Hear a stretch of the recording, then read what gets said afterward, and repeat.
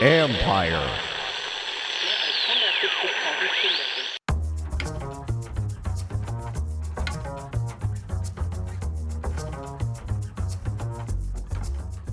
Hey babies, hey babies, hey babies, hey babies. Hi everyone, hi everyone. Packed show, I'm going to get right to it today. My friend Sara Walsh will join me in just a moment. She was just for the NFL Network at Bucs camp, has been following the Buccaneers for a number of years. So since that's week one, get some insight into that a little in advance of week one of the NFL season. Also, in about 20 minutes, I'm going to introduce you to Antonio Castillo, who is a owner of some of the major breakdancing classes and schools in the area based in Tacoma Park, and had an opportunity to catch up with him because he was extraordinarily influential in building the first United States breaking team that's over in Paris and competing. So you'll hear his backstory, and it's really cool. So we'll get to that in a minute. But like I said, packed show. Here's Sara Walsh. Let me welcome in my friend Sara Walsh, NFL Network, TNT. Who knew, like 10 years ago when we're hosting SportsCenter, that we'd both be soccer people? I never saw that coming, but you're doing all of the major soccer coverage for TNT. I'm calling spirit matches now. We're weird times, Sara. Really. I mean, really weird times. Well, wait a minute. I saw it coming. I was a college soccer player. Oh, I don't know that's if true. you know that, obviously, because we're so close. I wanted to do it. They didn't let me out of the SportsCenter studio. I would have always done it. But anyway, yeah. So, but like, I will admit, like, I was floored when you were like, "Hey, I'm covering women's soccer," and I was like, "Wow, Yeah. I did not have that on my bingo card for Bram." I actually played soccer as like a 12-year-old in a club league that didn't travel. And most, there was always in every game, one kid cried. So, that's my soccer experience. And that kid was you? Was the kid you? Only a couple times. Most of the time I was tough enough to get through. But I've enjoyed the spirit stuff. It's been awesome. And yeah, well, you have some stars on that team. Trinity Rodman crushing it in the Olympics. Like, yeah. And she's one of their most, I would say, like, fun, enthusiastic personalities. So I deal with only the national team, but Trinity's always called into that. And she is one of the more fun and enthusiastic of the bunch. She always has a TikTok dance ready, which, if you know me, I am not up to speed with that. Yeah. But Trinity is. But she's great, and I'm so happy. She scored to put them on the board over there in their first game, and I was so excited for her. So, yeah. I think it's awesome. I got some breaking news for you. We have another star who's up on the team now, but is an alternate, Croy Bethune. Wait till you see her on the international stage. She's ridiculous, actually. Yeah, so I don't know her. I know she's been called into camp. I know people really like her. I know that Emma Hayes, the national team coach, likes her. I have not seen her in action because they sort of like work. When you get called up for the first time, which she recently did, they don't totally like throw them into the fire right away. Yeah. But I do expect that she will be in the action soon. And I know they really like her and that she's an up and comer for them. All right. The reason why I really, really wanted to catch up with you is through your NFL Network work, you've been hanging out with the Buccaneers. And that's our first opponent this year. Yes. And I have absolutely no clue what we are. And I think I kind of know what the Buccaneers are, but maybe you can give me some hints here. Like, was that a surprise last year that they ended up in the playoffs? Like, where are they on, like, coming off of a playoff year? Okay, well, first of all, it made me laugh when you said I know. Couldn't you say that for the last 10 years? Well, I mean, wouldn't that statement sort of ring true every year? Okay, for you so guys? in the last 10 years, That's I would not a have. shot. I mean, that's just like fact, right? I mean, like you never know what you're going to get. I would have a guess at what we are like this time around, because literally every person I walk by or talk to is someone I met for the first time over the last 3 weeks. It's like impossible to know what we are this year. Yeah. Impossible. Well, I'll say this. First of all, I know what I am. I'm a huge Dan Quinn fan. And I think I probably text you that when he got the job. I love Dan Quinn. I dealt with him a lot in Atlanta, and he was one of the best coaches I ever dealt with, at least from a media perspective. And I know fans don't care because you're just like, we just want wins. But he would take us in his office. He would explain stuff to us. So anyway, first and foremost, I really want to see Dan Quinn succeed because I am a huge fan of Dan. As far as the Buccaneers, were they a surprise last year?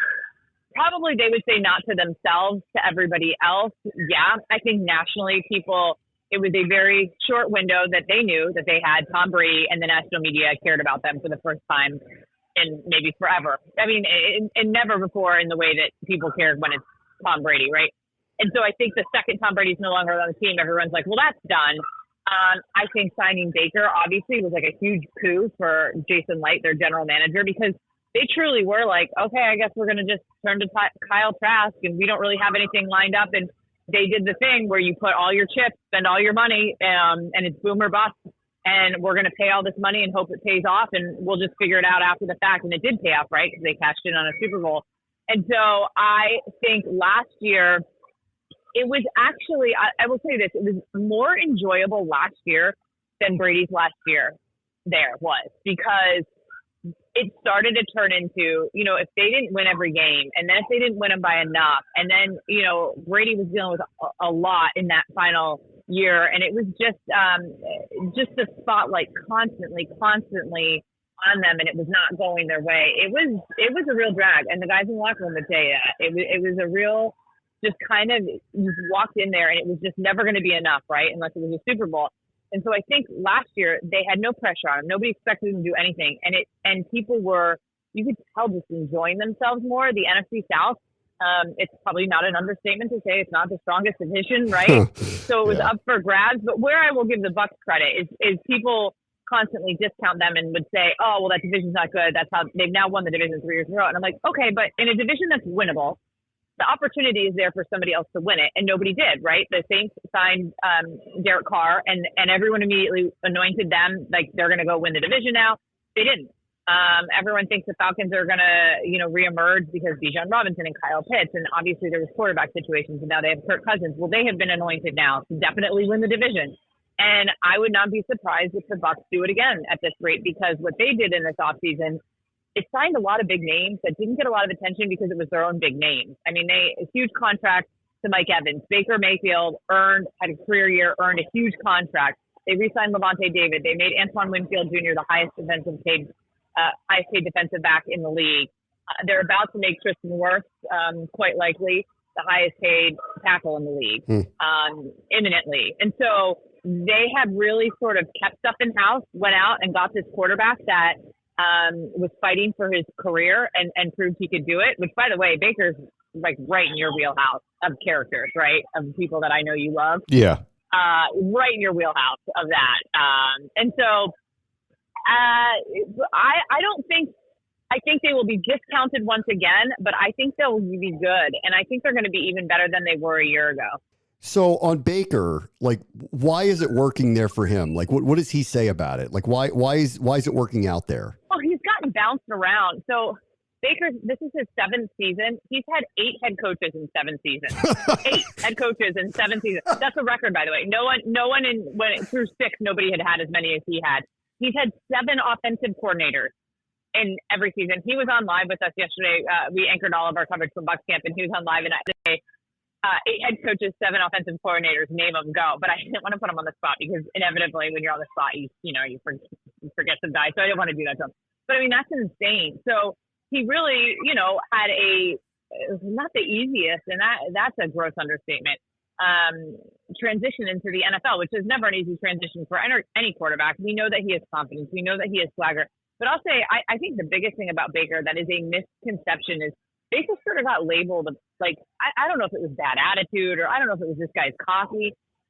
Anybody that's worked alongside him loves this guy. And the second he showed up in the locker room, and you're having to, I don't want to say replace Tom Brady because nobody's replacing Tom Brady. These guys loved him from day one, and not just players. I'm talking employees. I'm talking anybody that worked in and out of that building. Like, people gravitate toward this guy. They love him. And he's an awesome teammate and a terrific leader. And Todd Bowles actually wanted him back when Bowles was with the Jets and they were looking at guys. Bowles wanted him then. So Bowles, they said there was a quarterback competition last year at this time, and there wasn't. Everyone knew how strongly they felt about him. And he was a guy that was up against the wall because now he's bounced around. He went to Carolina. He went to the Rams. He needed a contract, and he needed to prove like he could be an NFL starter, because if things went downhill for him last year, like, kind of could have been it for him being looked at as like the main number one guy. And he proved it. Career year for Baker in passing yards and touchdowns. took care of the football. He's got that swagger, like I said, where he'll lower his shoulder and go into people, which the Bucs are trying to curb that part of Baker, but that fires teams up. So he's really a beloved guy, and I think, I don't know, sort of the way he got labeled or the perception of him was either unfair or just flat wrong, because that's not the Baker that we've seen and known, and I've actually heard it from other teams as well. This guy is really beloved by his teammates. I think I saw an interview you did with Mike Evans over the weekend where he admitted his wife told him to stay in Tampa. Is that right? Like, that's why he ended up staying? Yeah, I mean, obviously that wasn't, it's not like he was dead set on leaving and then she said it and he goes, you know what? Well, now I'm going to stay. But yes, that is true. So Mike is another guy that I think, look, Tampa is just not a media market. You know, even Washington is so much bigger. If Mike Evans has done in Tampa what he's done the last 10 years of his career, he's now on season 11. If he had done that in Washington, he would be huge. If he was a Dallas Cowboy, I mean, they would be going ballistic over this guy. His numbers, he has a chance this year with another 1,000 yard receiving season. He's going to tie Jerry Rice for the most consecutive seasons with 1,000. And what he's done that Jerry didn't do is he started his rookie year with 1,000. So from the get-go, Mike has never been under 1,000 yards for 10 straight years, which is really remarkable, not only in terms of talent but durability. But he had an opportunity this year to the Bucs did not work something out before he went into the last year of his contract. So there was sort of, I don't want to say cloud, but Mike is he's a very humble receiver and quiet, and he kind of tabled the talk once the season started. So there was sort of this feeling every year, or not every year, as it got closer to every game, I should say, as it got closer to the end of the season, where you were like, is this it for Mike in a Bucs uniform? And there were rumors that like Patrick Mahomes would have loved to have had him. Yeah. And he said to me in that interview, which I had not heard before, that he said he thought about Houston, where he's from, and he lives in Houston in the offseason or in that area. And now Houston has a coach that people are fired up about, a quarterback that people are fired up about, and Houston's doing some things. And he could have gone home. And in that interview, Gerald McCoy was on the set with me. He was like, I thought this is the first time in Mike's career he's going to be selfish and do something for Mike. And so he said he thought about Houston and he thought about Kansas City, which I can't even imagine you put that guy on the Chiefs. And him and his wife were at dinner, and she said, I think we should just stay. And he was like, I think it was more, well, he had no option after. Like I said, I joked in the interview, I'm like, well, you weren't going to be like, okay, well, for dessert, let's talk about Houston. And so, no, he, I think it sort of sealed the deal. And he said, it's not like I wouldn't have come back. I wouldn't have come to that conclusion on my own, but he said that was kind of the end of it. He's like, why are we moving our family? This is what we've known. And he likes Baker, but yeah, he definitely had options. And that's why I said Ashley Evans is his wife, like Bucs fans, man, they better buy her a beverage at a game this year, because he wouldn't have been here potentially without her. That could have gone in a different direction. You are a cynic, like me. Listening to you, it sounds like you buy these guys, like that there are like, no, you don't think that like that was a fluke last year with them? No, I don't think it was a fluke. Now, do I think if they're in a different division because they had growing pains and they had a lull, I think if they're in a different division, are they in the playoffs? Like, no, but I think that they don't get the credit for the things that they have done. But I do feel differently about them this year than even last year, because they are, as of right now, knock on wood, completely healthy. And they had some guys that you saw like really start to flash at the end of the year that were rookies. And so you would make the assumption that year 1 to year 2 jump. And those are guys on defense. Todd I've seen him kind of quietly, I don't even know if it was quietly is the right word, because he has said it to the media that he wants a faster, younger defense. He has that now. And like, he's this defensive mastermind. I mean, that's what he's known for. Is, the offense always just had to keep him in it, and the defense was going to do stuff. And so as it pertains to Washington, are they really excited about seeing potentially a rookie quarterback week 1? You better believe it. I mean, that's right up Todd Bowles' alley. That's right up Levante David's alley. And I was talking to Brian Baldinger, was on the set with us yesterday as we were doing this training camp coverage from the Bucs place. And he goes, every single one of those guys, he's like Levante, this like grizzled veteran who's been around for over a decade now in Tampa. He goes, all they do is like look at this guy and go, that's a rookie, and we are not going to let a rookie beat us. I mean, at least that's what Baldy's saying. That's how that defense will look at that. I'm probably sure other defenses would too. So that it will be a really tough test for those guys, I think, coming down to Tampa. Yeah, I think so too. Like I didn't know how to really quantify them, because I like you. I looked at it. I'm like, Baker floated all over the place. Is he didn't come in as a definitive starter. Is he? Nope. They had a late season run to get into the playoffs. They were impressive in the playoffs, albeit against Philadelphia, who had totally cratered by the time that they played them in the playoffs. And so I was like, I looked at it and I'm like, I don't know if I buy them, but I don't know. Listening to you, I will pass along Baldy's. I'll pass along Baldy's note to Jaden just to let him know how they're thinking about him down there. But I hear you, and I will say this, like, as you mentioned the GM, like, I think he's put together good rosters for years, actually. And it is underrated because they're not covered unless someone like Brady's around. Correct. It's not national media. And he brought up a great point. In the offseason, every time there's breaking news and one of those insiders like announces a deal, right? It's like, oh my God, Kirk Cousins is going to Atlanta. Huge headlines. And I get it.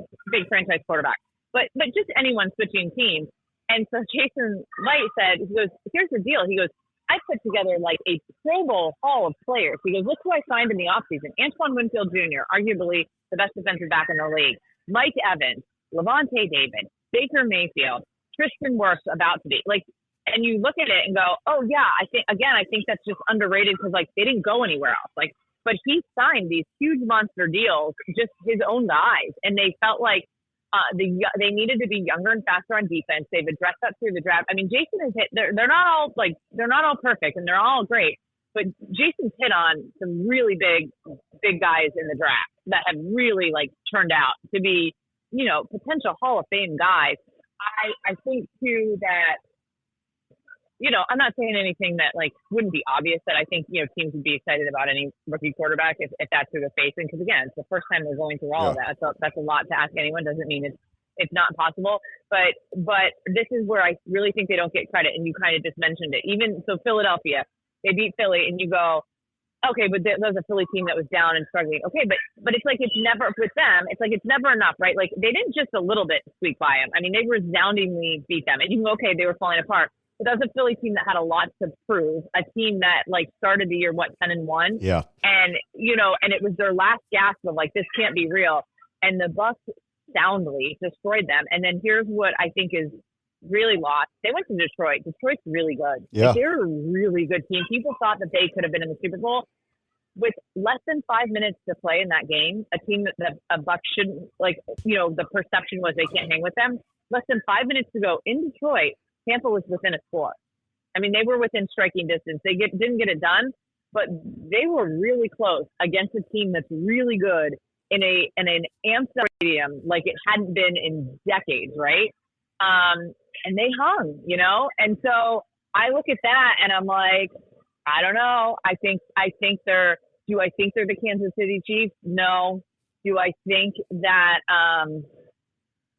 Do I think they're top three? No, but like, do I think that they can be up there? And you never know how the chips fall when these seasons start. Like, absolutely, I do. And I didn't believe that last year. Like, I wouldn't have said it in the same manner last year. I just kind of see what they're kind of quietly doing, and I'm like, yep. I think Jason Light has done an underrated, excellent job in Tampa. Yeah, I'm with you. All right, Sarah. Hey, thank you so much for coming on. I appreciate it, and I'll talk to you soon. Okay, thanks, Bram. Up next, Antonio Castillo, the founder of All 10 Breaking. He had a major influential role in building the first ever breaking team for the United States in the Olympics, and you'll hear his backstory next. Bram, watch the show. ESPN 630, the Sports Capital.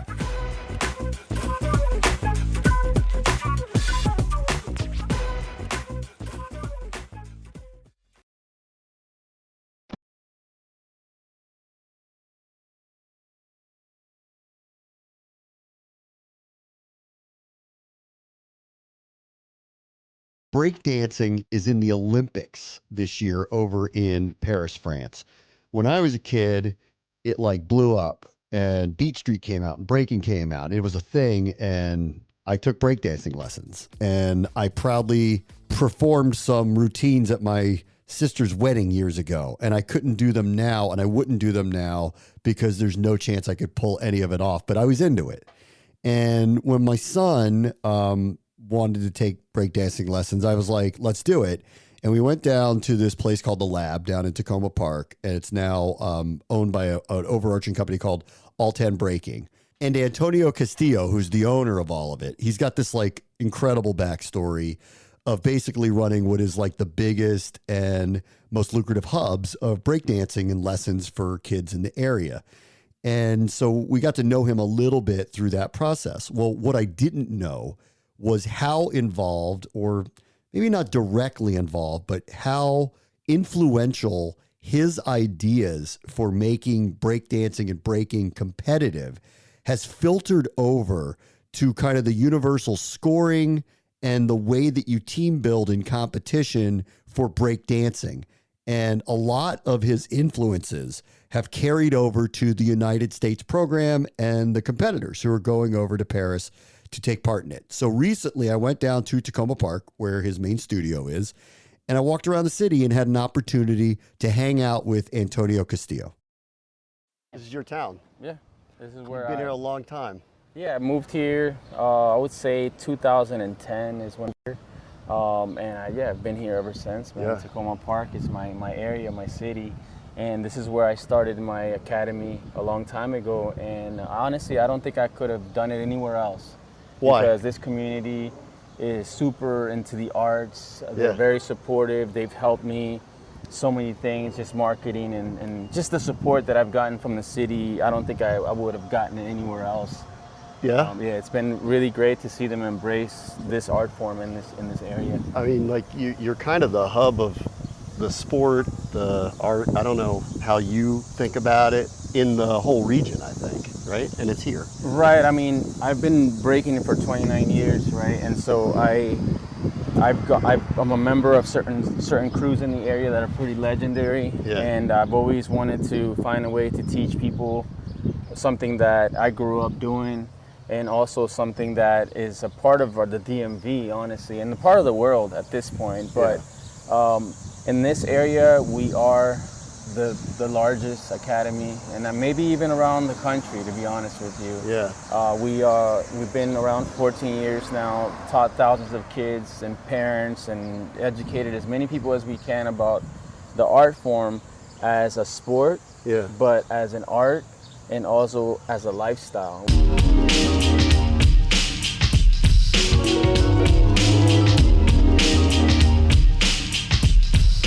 Learned about this when you were a kid, but you were born in Mexico.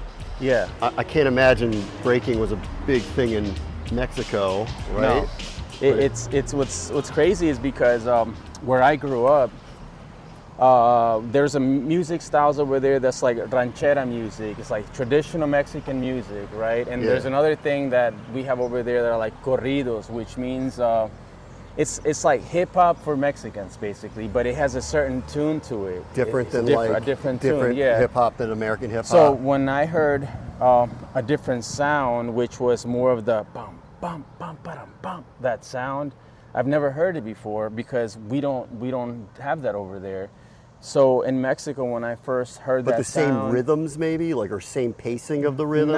Not even, because breakbeats are a little bit faster than just regular hip hop music. A breakbeat is much faster, so it gives you this energy. So my cousins came to see it, to visit us. They put on a little show for my family. Yeah. I heard the music and I saw them throwing themselves on the ground, and I just knew that I like they saw this in America. They came to your house. Exactly, because this is in the 80s and breaking all the movies that were coming out. Yeah. So it was on TV over here. So for them, they saw it and they were influenced by it. So they brought it over there.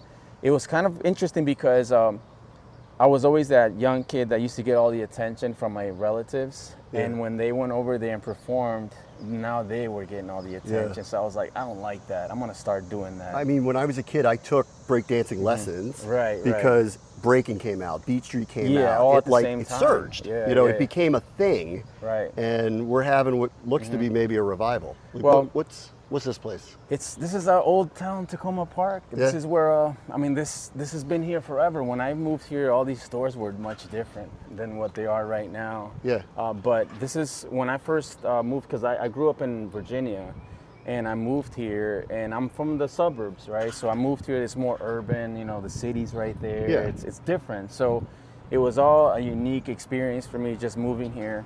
But I always loved to dance, right? And so this place right here used to be a dance studio right above us, and then I used to clean this place so that I could practice there for free. Now the sport's in the Olympics. Mm-hmm. What was your role in getting that going? Yeah, I mean, when I started the school, one of the first questions a parent had when I had a battle was, how did my son win? And I had no answer. I said, oh, the judges. It's subjective. The judges, they just liked him, you know, or he did this, but I'm not.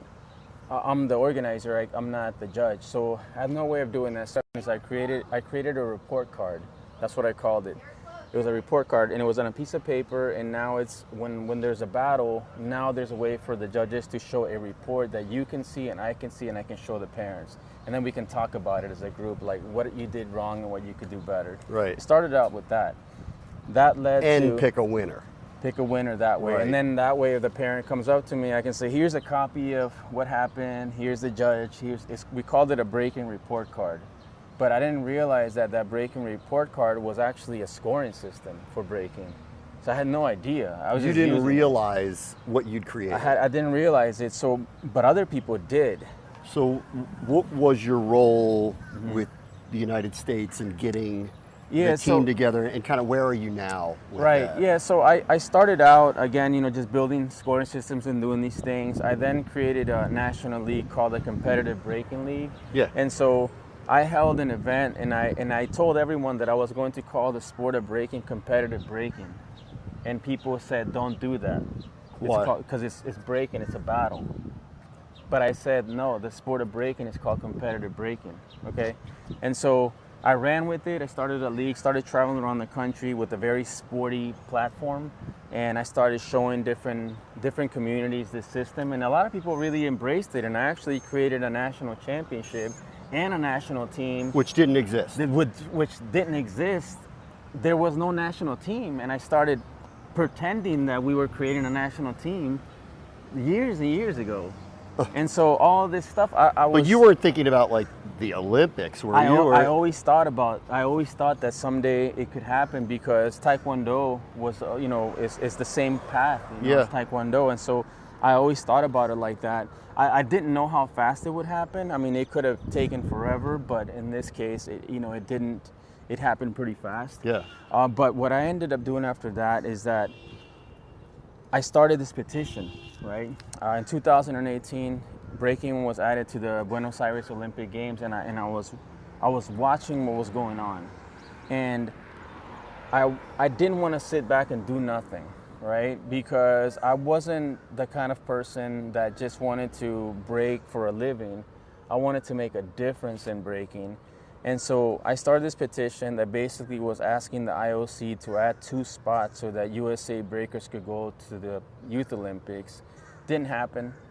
I then just kept pushing on that. I started trying to organize a community, connected with USA Dance, which is the acting governing body in the United States. Yeah. So in the world, you have the IOC, you have the World Dance Sport Federation, which were the ones who pitched breaking to be in Paris. I connected with USA Dance, and I started pitching to them the idea that if we don't start now, if breaking is in the Olympics again, we again won't have a national team.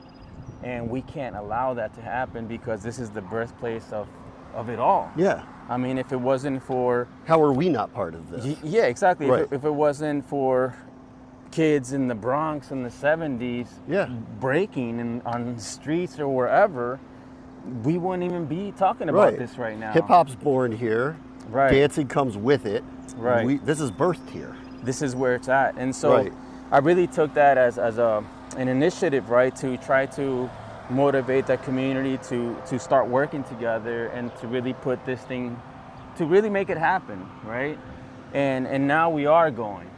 You know, my dad passed away 9 months ago now. I'm sorry. And after that, I really started thinking about my own life, and started thinking about what I want to do, and started thinking about the stuff that I want to leave for people when I'm no longer here.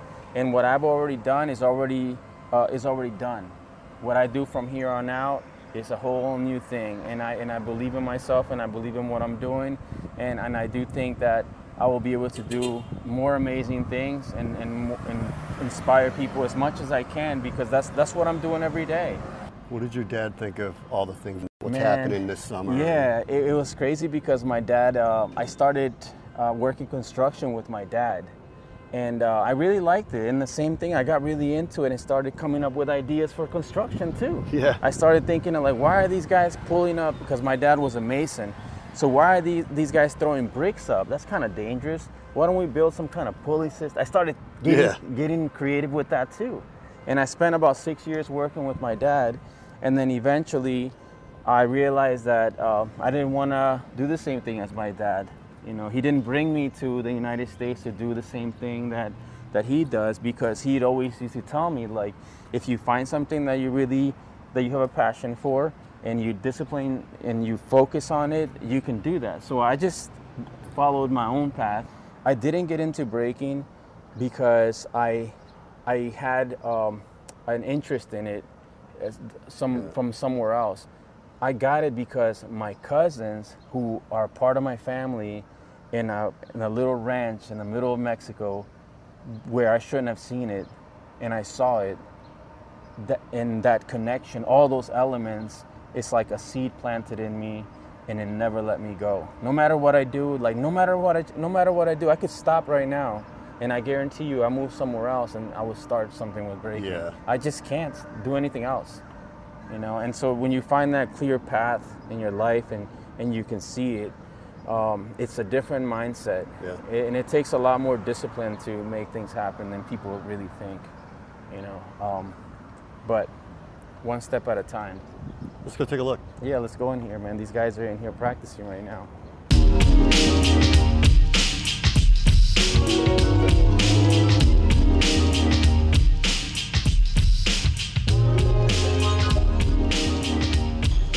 So for like kids who want to do this, how hard is it to learn?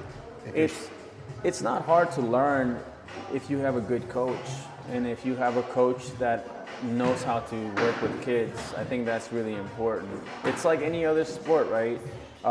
The best coaches have the best students because they're able to bring out the best of them. So it really is that. I mean, I think any kid can get into it. It does require a certain level of passion for it, but the love of dance is something that the coach brings to them. And that's the biggest mission for a coach, is to make sure your kids love it enough where you don't got to tell them to go practice. Yeah. They just do it on their own. So these guys right here, they started breaking with me, and I don't have to tell them. Like, these guys practice every day. Yeah. I don't have to go and, hey, are you guys practicing today? This is what they do. The lines, it's the box, right? Yeah, That's right. another thing you Yeah, did. I came up with it. The idea was to create an arena for it, like a court that we could measure, where if you stepped out, you would lose points. Because in breaking, if you're in a cipher, and if you kick somebody, it's pretty whack. If you kick somebody, it's not good, right? So they train in a small space to just. It also makes it fair because everyone has equal amount of space. So like you started this as almost like a safety measure a little bit, but turned into the idea. Competitive part of it. Yeah, It's like the same right. thing like the scoring thing you were telling me about earlier. Same thing. You didn't intend it to go the way it did. I put painter's tape on the floor one day, and then I reviewed the video, and I noticed people were following it. So then I started changing the colors, and then I started looking at other sports and realized that everyone uses white for their course because they've already figured it out. Yeah. So why reinvent the wheel? I just use white, and that's really what it is. I mean, you know, there's two things that just come to mind, like watching this with you. Like this, you started doing this, you're a little kid, you're on a ranch in Mexico, you're doing this now. To see it in Paris, like, what do you think? Are you a kid again? Like, what do you think? Yeah, I mean, that's what I think is going to happen. It's going to take me back to when I was a kid and the first time I saw it, because, you know, I don't really go to a lot of big events like that. I don't, you know, I've never been to some of the biggest events in the world, so I haven't had that experience. Why? Right? Part of it is I'm busy. I'm working. Yeah. You know, my time is used doing what I'm doing. I mean, it takes too much of my time. But Well, they took all your ideas. I don't know about all that. But the fact is that I'll be able to see it again. So I hope that I get that feeling I had when I was a kid. That'll be a nice experience for me. I'm gonna be wearing glasses though, because I'll probably start crying when I see it. But you know, that's a whole other thing.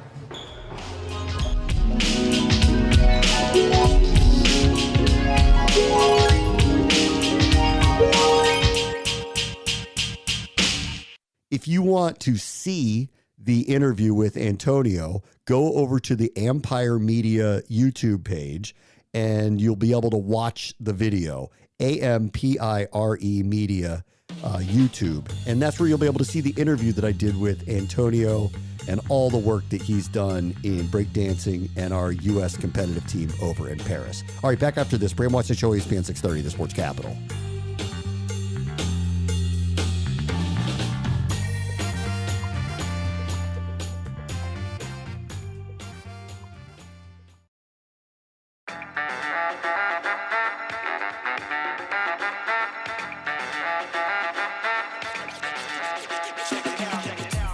Are the Cowboys cheap?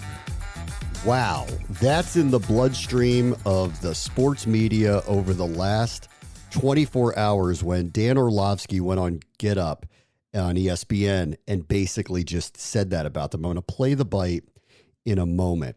He's referring to the fact that Jerry Jones, and I think the mistake that he made in the offseason was using the terminology over and over, not just once, but over and over, we're all in. And then the team signed no players in the offseason and had some attrition to their roster, notably at running back, at wide receiver, and defense. Then they lost their defensive staff when Dan Quinn became the head coach of the Commanders and Joe Witt followed him here. And all of a sudden, this looks like a very, very, very different team. And I've been kind of defending their actions and defending the all-in makes no sense, that he shouldn't have said it. Because if you looked at their cap situation coming into the offseason, you could see why, with CeeDee Lamb's contract up but not paid, and Micah Parsons coming up very soon and probably going to get the biggest contract for any defensive player ever, and Dak Prescott up again, that maybe this team doesn't really have much wiggle room to do any of the things that all-in would mean, which is why Jerry probably shouldn't have said it. But then at the same time, they didn't do anything. They made no rash moves. They watched the roster get raided. They lost their defensive staff. That one's out of their control. And at the same time, they're the ones who haven't ponied up the money to secure Dak Prescott or CeeDee Lamb yet. And both of those things could change before the season rolls around, but it hasn't happened yet. And most of the reporting around CeeDee Lamb is it will, but it still hasn't happened yet. So Dan Orlovsky, in a conversation about the Cowboys yesterday, said this on Get Up. With CeeDee Lamb, I would put the Cowboys at 8th in the conference right now, out of the playoff picture. With him? With him. With him on the team? He's on the football team. They're the 8th best team. 8th best team. Wow. If he's not on the football team, I'd have him as bottom 3 in the conference because of some of the departures. Here's the truth about the Cowboys. They're content on mediocrity. They'd rather be relevant than remembered. If I asked all you guys, and by now we should know the answer, where do the Dallas Cowboys rank in cash spent this offseason? Where are they in the NFL? Yeah, at the very bottom. Okay, where are they in cash spent for next year projected-wise in the NFL? The very bottom. They don't spend money. Last, where are they in 2026 cash spent ranked in the NFL? Last. They don't want to spend money right now. The Cowboys, who are the most valued organization in all of North American sports, are the cheapest organization, as of now, in all of North American sports. They're not going to win without CeeDee Lamb. They can talk about the contract offers and whatnot. Without CeeDee Lamb, this team has absolutely no shot. It's okay. Scorched earth by Orlovsky. To at least defend, I can't believe I'm doing this, defend the Cowboys a little bit. You don't know what their cash spent's going to be next year or the year after because they haven't spent it yet.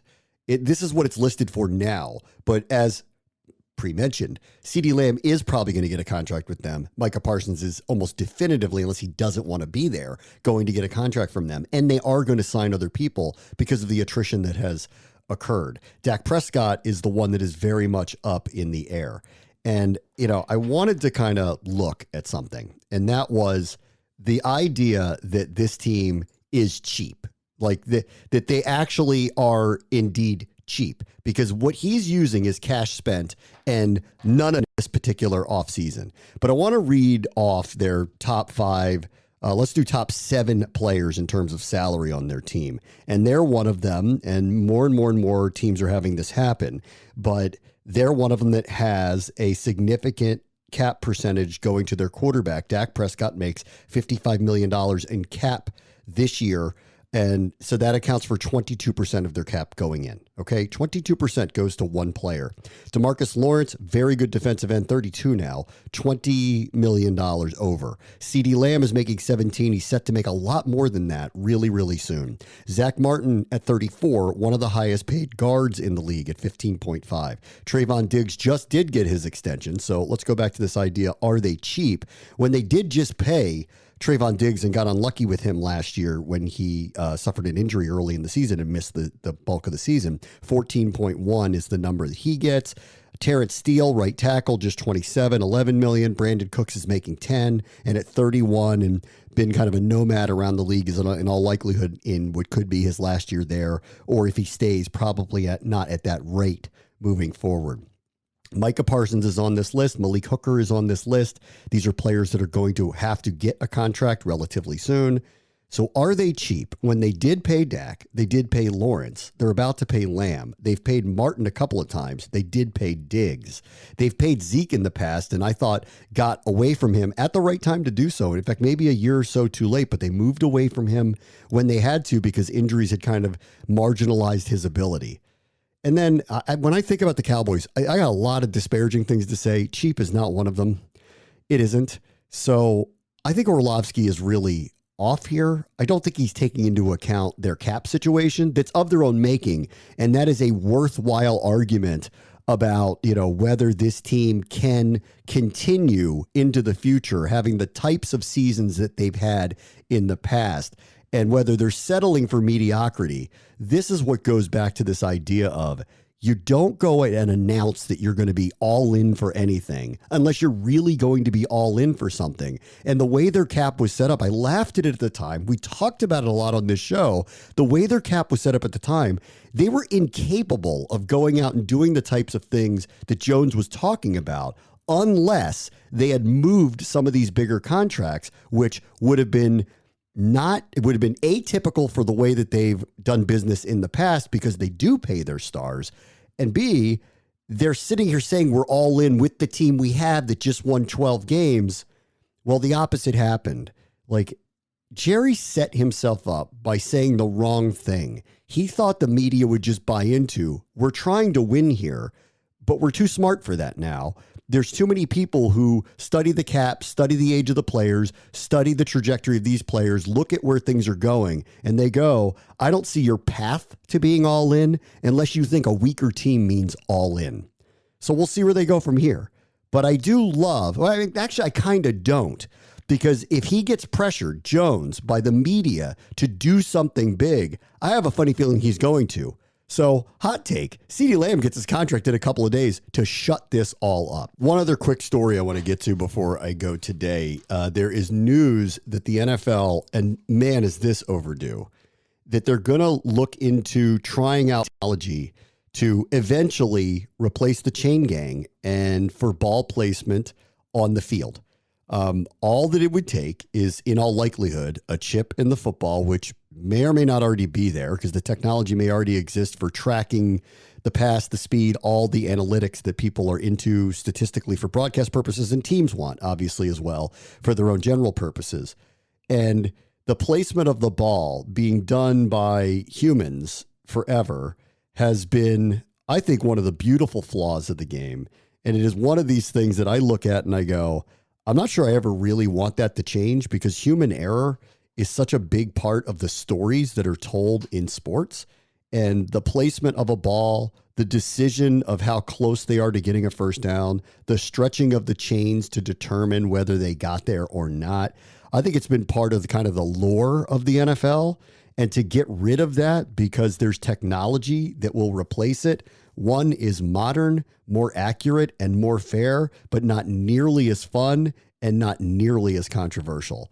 Replay, I'm going to go Zabe here for a minute, but replay in and around all of these different things in some ways has been great when it's streamlined and it changes obvious flaws that occurred in a game.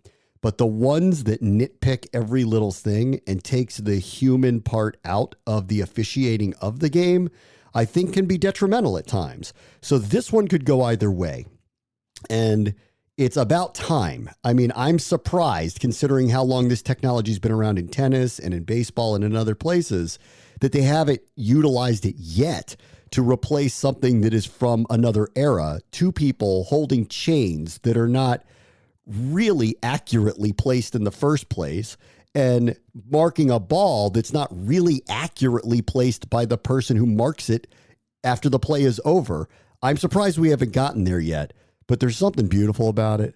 And I really hope that they think long and hard before they just let it go. The good news is they're only testing it out. They're doing it in the preseason, and I'm not sure if it's in one of our games yet because I didn't see the games that it was listed as it was going to be used in. But I hope it is because I want to see it in real time, and I hope they have a couple close calls so we can talk about it and see in a real game in the regular season, would we like this or will we hate it? And that'll do it for today. Talk to you tomorrow. Bram Watch the show, ESPN 630 Sports Capital.